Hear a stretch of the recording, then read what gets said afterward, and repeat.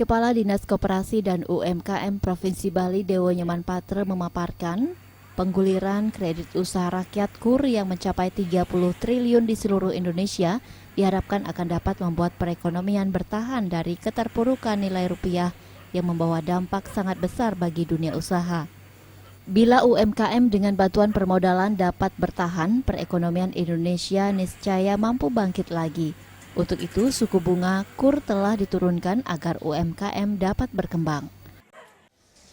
Pelaku UKM, ya komunitas pelaku UKM ini sangat senang sekali, berbahagia sekali. Artinya apa?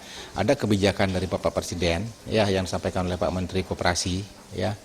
Ada kebijakan baru yaitu tentang penurunan bunga kredit usaha rakyat KUR. Nah ini tentunya ini karena kebijakan baru masyarakat, jadi belum semua memahami, mengetahui tentang hal kebijakan itu.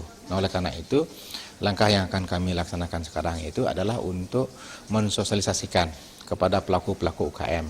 Nah, dengan kebijakan ini sangat positif sekali.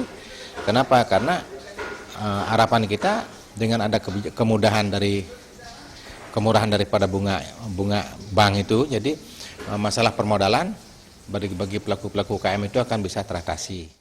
Menurut Dewo Patre, 260.000 UMKM di Bali selama ini mengalami kendala permodalan sehingga dengan program KUR, niscaya UMKM di Bali akan bangkit. Meski demikian, pengelolaan dan manajemen perlu ditingkatkan sehingga usaha yang dilakoni dapat berkembang. Purnama dan Ngurawire, Bali TV.